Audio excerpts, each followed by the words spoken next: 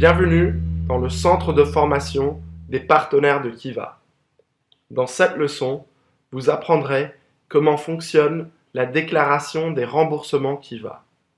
À la fin de cette leçon, vous devriez être capable de comprendre l'objectif de reporting des remboursements, comprendre les échéances de la déclaration, préparer, télécharger et finaliser un rapport de remboursement sur le site administratif des partenaires de Kiva, PA2. Cette leçon est destinée au coordinateur Kiva. Vous avez la responsabilité de rapporter à Kiva les remboursements avec exactitude chaque mois. Premièrement, nous allons apprendre ce qu'est le reporting et en quoi il est important.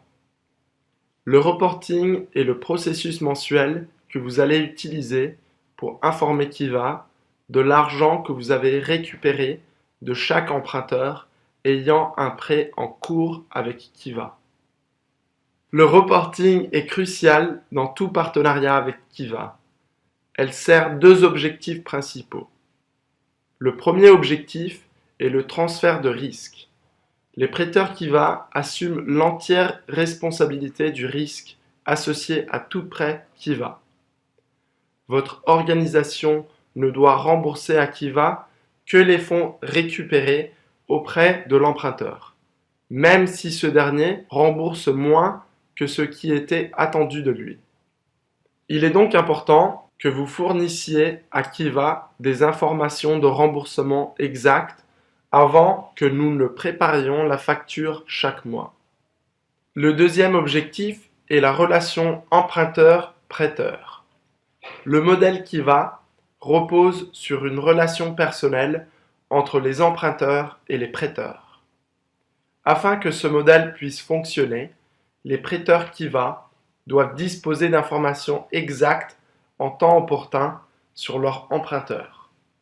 Si vous ne déclarez pas le montant des remboursements pour un prêt donné, Kiva vous facturera en suivant le calendrier de remboursement initialement téléchargé lors de la publication du prêt, c'est-à-dire le calendrier de remboursement attendu. En d'autres termes, et dans un tel cas, Kiva présume que l'emprunteur vous rembourse dans les temps et vous facture en conséquence. Si l'emprunteur est en réalité en retard de paiement, deux conséquences négatives entrent en jeu. 1. Vous perdez le bénéfice du transfert de risque et devrez alors payer à Kiva un montant plus élevé que celui que vous avez reçu de l'emprunteur. Et 2. La relation emprunteur-prêteur sera rompue, car les prêteurs ne pourront plus recevoir d'informations exactes sur l'emprunteur. Voici un exemple qui illustre ces conséquences. Imaginons que vous avez publié un prêt dans PA2 avec le calendrier de remboursement suivant. En fonction de ce calendrier, Kiva s'attend à ce que vous récupériez 100 $ en capital d'ici la fin du mois de janvier. Imaginons que l'emprunteur est en retard de paiement et ne vous a remboursé que 80 $ à la fin du mois de janvier. Si vous déclarez à Kiva que l'emprunteur ne vous a remboursé que 80 $, Kiva ne vous facturera que ces 80 $. Au contraire, si vous ne déclarez pas le montant de ce remboursement, Kiva présumera que l'emprunteur vous a remboursé la totalité de la somme à temps et vous facturera 100 $.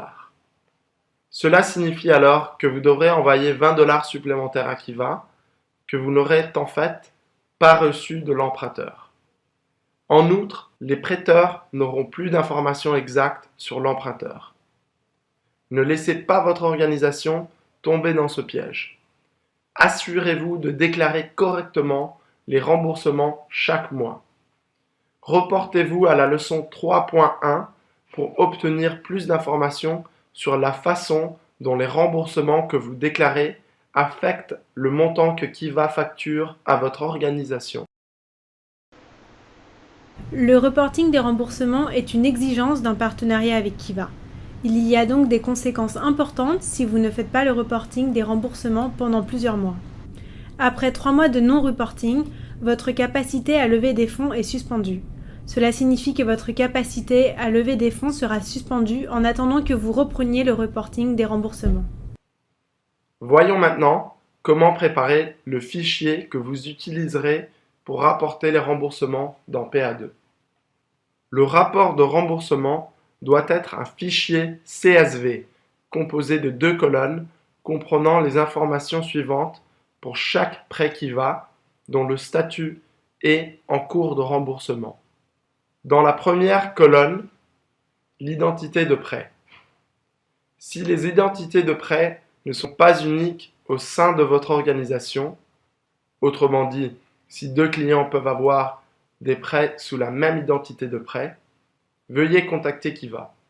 Vous devrez alors utiliser un format de rapport légèrement différent, comprenant les identités de prêt ainsi que les identités de clients.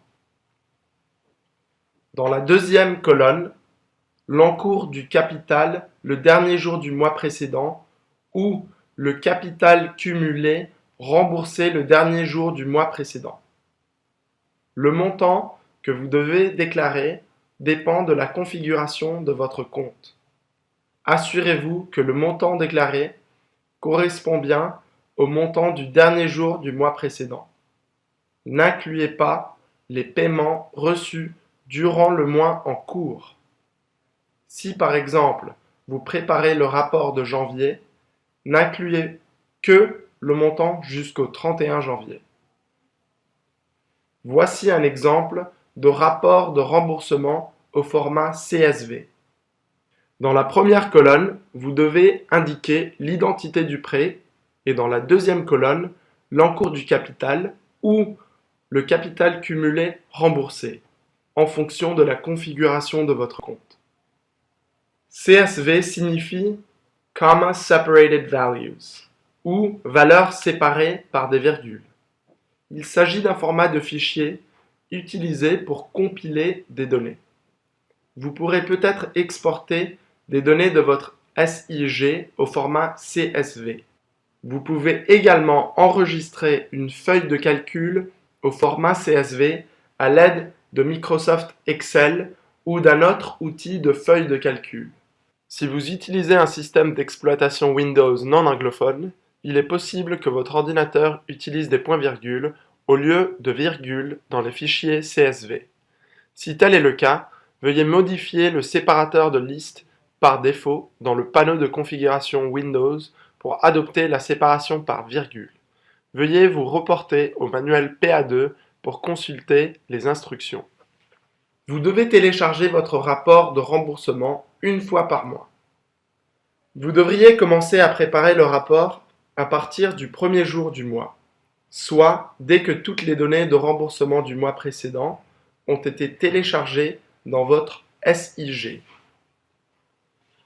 Vous devez télécharger votre rapport dans PA2 au plus tard le 12 du mois. Par exemple, le 12 février, vous devrez déclarer à Kiva tous les remboursements récupérés jusqu'au 31 janvier. Cette échéance reste toujours la même si le 12 tombe un week-end ou un jour férié. Maintenant que vous savez comment préparer un rapport de remboursement, apprenons comment télécharger le rapport dans PA2. Cette vidéo a été enregistrée sur le système de test de Kiva. Vous pouvez donc ignorer la bannière orange située en haut de l'image.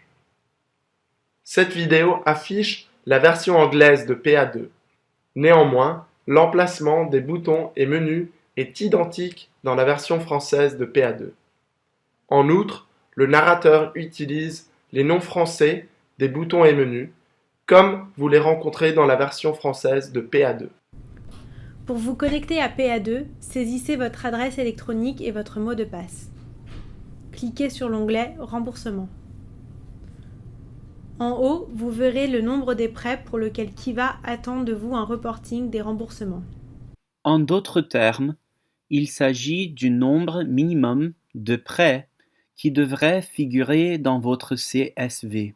Cependant, le nombre total de prêts que vous déclarez peut être supérieur à ce montant s'il y avait des remboursements de prêts qui n'étaient pas attendus au cours d'un mois donné. Vous verrez également le montant des remboursements que Kiva utilisera pour calculer votre facture. Actuellement, ce montant est basé sur des calendriers des remboursements attendus qui étaient initialement téléchargés avec les profils de prêt. Mais une fois que vous rapportez des remboursements, ce montant s'ajuste automatiquement pour refléter les montants sur votre rapport.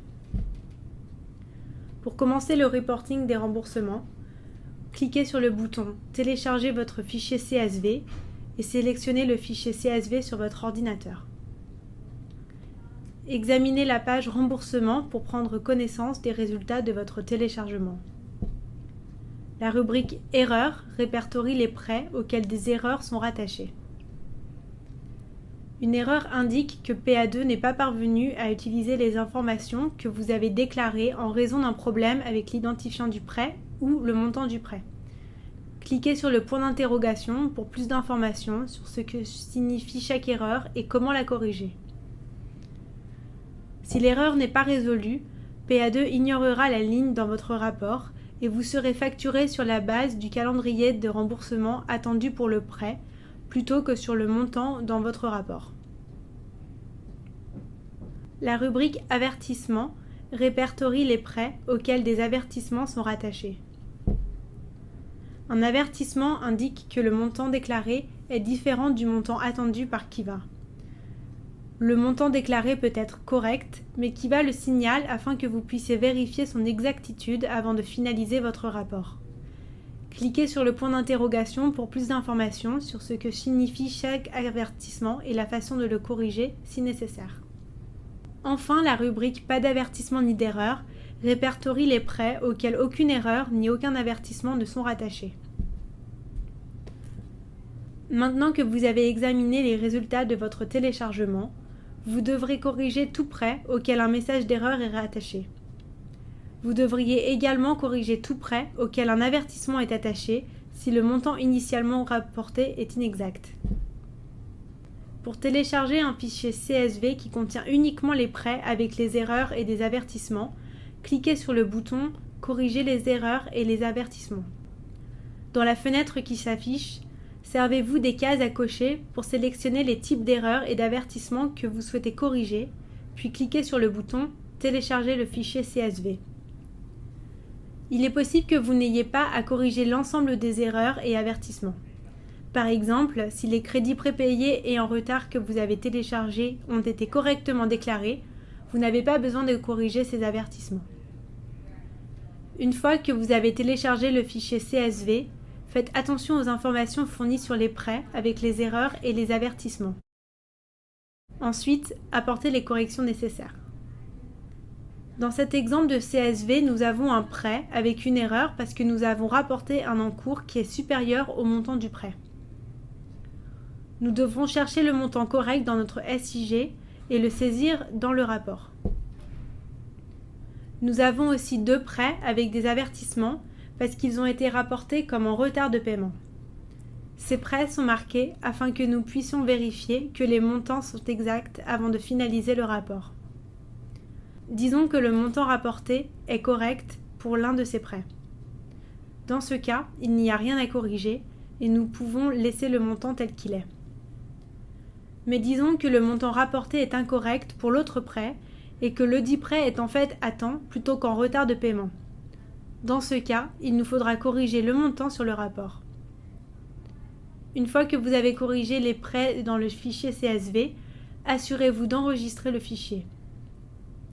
Ensuite, cliquez sur le bouton « Télécharger un autre fichier CSV » et sélectionnez le CSV corrigé sur votre ordinateur.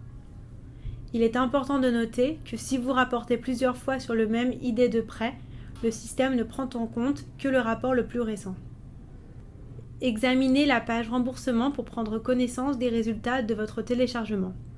S'il y a toujours des erreurs et des avertissements, vous devrez répéter les étapes précédentes afin de les corriger. Vers le bas de la page, vous verrez une section intitulée « Informations cumulées rapportées ». Cette section consiste d'un résumé de toutes les erreurs, avertissements et rapports à temps qui seront inclus dans votre rapport si vous choisissez de le finaliser maintenant. Il prend en compte tous les CSV que vous avez téléchargés, ainsi que les remboursements que vous avez déclarés sur prêt individuel. Dès que vous êtes prêt à transmettre votre rapport à Kiva, cliquez sur le bouton « Examiner et finaliser ». Votre rapport ne sera pas envoyé à Kiva tant que vous ne l'aurez pas finalisé. À la page « Finaliser votre rapport », cochez les cases situées à côté de chaque ligne pour indiquer que vous comprenez les résultats de votre téléchargement, y compris les éventuelles erreurs et avertissements restants. Examinez le montant des remboursements à facturer. Il s'agit du montant des remboursements que Kiva utilisera pour calculer votre facture, basé sur ce que vous avez rapporté.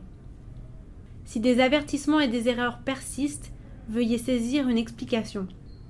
Il doit s'agir d'un résumé. Vous n'avez pas à inclure des informations concernant chaque prêt individuel.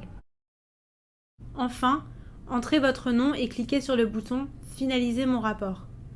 En finalisant votre rapport, vous confirmez que les informations que vous avez rapportées sont exactes et complètes.